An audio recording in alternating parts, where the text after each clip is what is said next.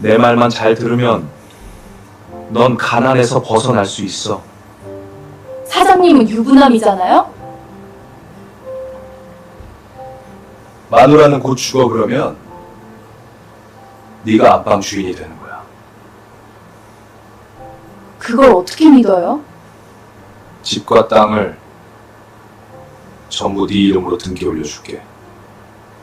사장님, 정말요? 지금 그 늙은 사장이 젊은 여성을 재산으로 유혹을 하고 있는데요. 보내주신 사연을 한번 살펴보도록 할까요? 박 사장은 60대 후반에 접어든 풍채 좋은 노신사다.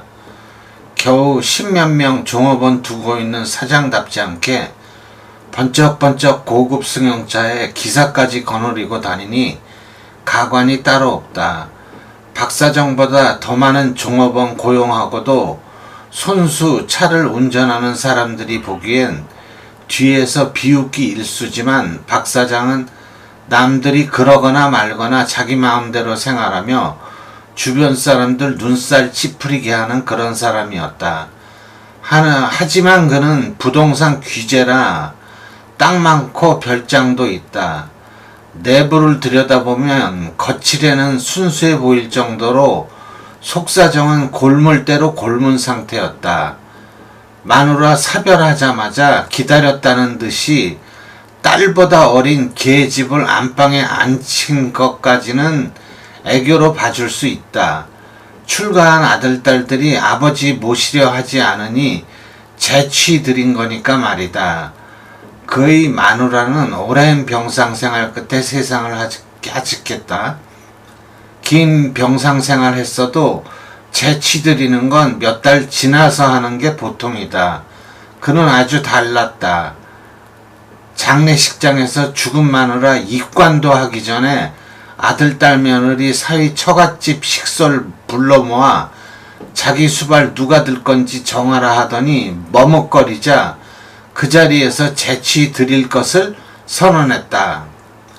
아들, 딸, 사위, 며느리들은 그렇다 치고 하나뿐인 처제와 동서는 기가 막힐 노릇이었다.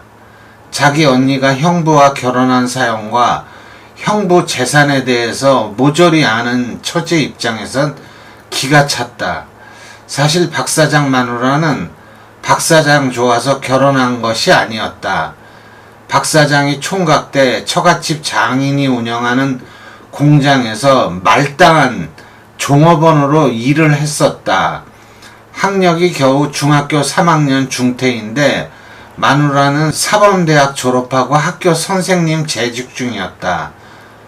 그가 공장에서 혼자 남아 철야 일을 해야 할 형편이 되자 장인이 된 사장이 딸에게 야식을 가져다 주라고 했고 야식을 먹다 보니 사장 딸이 예뻐 보이고 그녀를 소나기에 넣으면 철야는커녕 낮에도 놀며 지낼 수 있다는 생각에 겁탈이라는 무지막지한 짓을 해버렸다. 순진했던 사장딸은 그런 일이 있으면 그 남자와 결혼해야 한다는 고지식함에 이러지도 저러지도 못하고 놈의 뜻에 따라 결혼했다. 결혼하자마자 기술 없는 사위이지만 공원으로 둘 수 없어서 격리 여직원 하나 둔 격리 파트 떼내어서 격리 부장 직함을 주었다. 공장 재정을 소나기에 진 그는 장인 알게 모르게 돈을 빼내고 결국 장인이 사업에서 손떼도록 만들고 자기가 사장에 취임했다. 간단히 말해서 사장딸 유린하여 결혼하고 장인 공장까지 자기 손에 쥐었다. 그런 형부가 언니 장례식장에서 재취 운운하자 처제는 자기 남편과 함께 장례식장에서 나와버렸다. 죽은 마누라 입간식 마치고 나온 아들, 딸, 며느리 사위는 접견실에 들어와 경악을 했다. 박 사장은 아주 태연하게 화사하게 화장하고 소복 단정히 입은 자기 딸보다 어린 여자에게 새엄마 될 뿐이니 인사드리라 했으니 황당무지한 일이었다. 결국 새엄마 될 여자라는 년도 박 사장 마누라 어서 죽어주길 기다렸다는 말 아닌가? 아버지 모시기 싫어하는 아들, 딸, 며느리, 사위들은 자기들보다 새파랗게 젊은 여자에게 큰절 올려야 했고, 조문객들은 코미디 아닌 코미디를 봐야 했다. 울음으로 시끄러워야 할 장례식장이라 차마 웃지는 못하고 빠져나와 배꼽 잡고 웃었다는 일화도 있을 정도였다.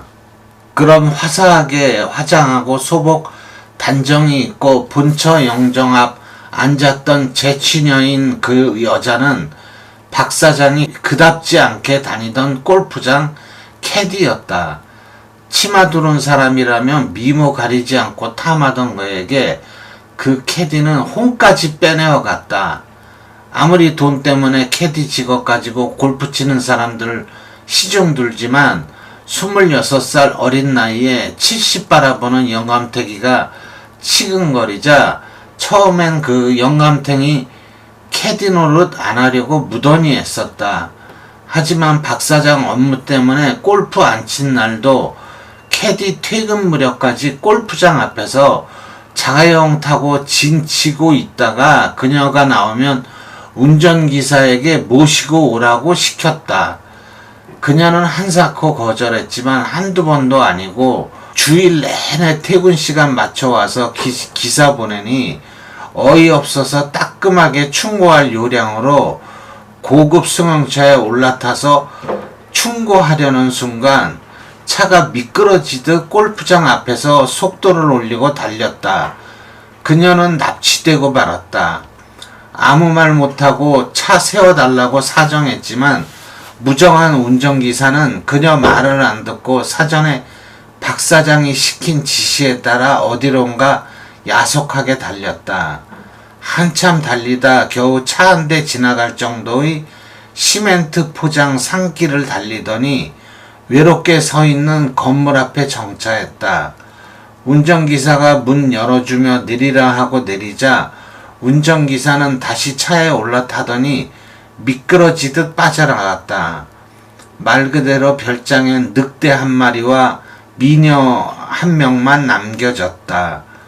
운전기사는 급한 일이 있어서 갔는데 1시간 반 지나면 데리러 올 테니 너무 걱정 말고 들어가서 이야기나 하자는 점잖은 어조로 박 사장이 말했다. 이 박 사장이라는 나이 먹은 사장이 젊은 캐디를 마음에 두고 계속 호감을 보이다 결국은 산속 별장으로 납치까지 했네요. 계속 볼까요?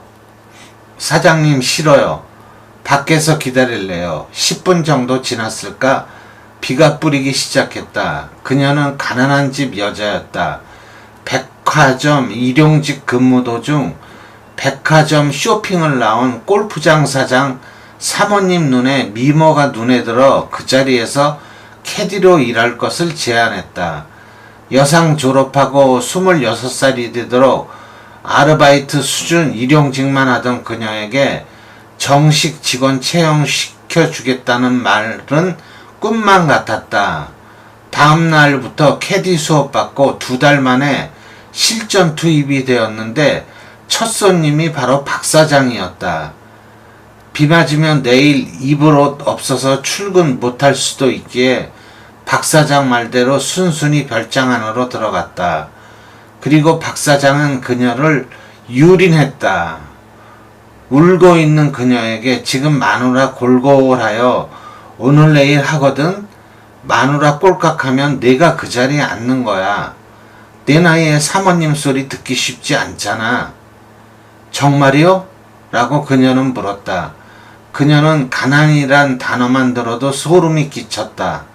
온 가족이 나서서 열심히 돈을 벌었지만 모였다 싶으면 누가 아프던지 사고 나서 일이 발생했고 모아둔 돈은 모조리 털어놓고 빚만 남았다. 빚 갚기에 다시 다른 곳 바라보지도 못하고 열심히 벌어야 했다.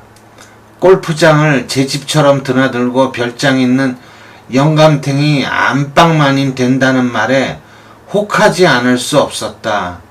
아빠보다 나이 많고 외할아버지보다도 나이 많은 영감탱이지만 그렇게 그녀는 칠순 가까운 영감탱이에게 강제로 당했지만 다음날부터 골프장 캐디 노릇 집어치우고 영감탱이 마누라 죽을 때까지만이란 약속을 받고 기거할 아파트를 사서 입주했다. 거기서 박 사장은 두 집 살림 길을 텄다.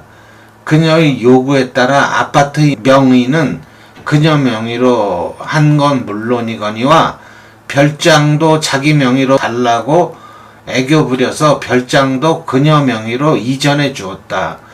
결국 그녀는 영감택이 죽고 나서 일까지 사전 준비한 것이다. 한 달 후 영감탱이는 마누라가 죽자마자 그녀에게 전화 걸어서 기쁜 소식 전하며 시장 가서 소복 한 벌 사입고 장례식장에 오라고 했다. 장례 치르고 나자마자 그녀는 떡하니 안방을 꿰차고 말았다. 26살 어린 나이에 칠순 바라보는 영감탱이의 명실상부한 안방마님에 오른 것이다. 하지만 늙어빠진 영감탱이는 몸도 제대로 가누지 못해 부부 생활도 못하고 잠들어 버리기 일쑤였다. 그런 상황에서 그녀가 찾은 돌파구가 있었으니 행랑채에 살면서 주말이면 자기 집 퇴근하는 영감탱이의 운전기사가 바로 주인공이었다. 영감탱이는 자기 운전기사에게 도둑질 가르친 거나 마찬가지였다. 그 해가 지나고 영감탱이가 죽자 그녀는 날아갈 듯이 기뻐했고 그녀 못지않게 기뻐한 사람은 운전기사였다. 어찌 보면 운전기사가 가장 복 많은 남자가 되었다.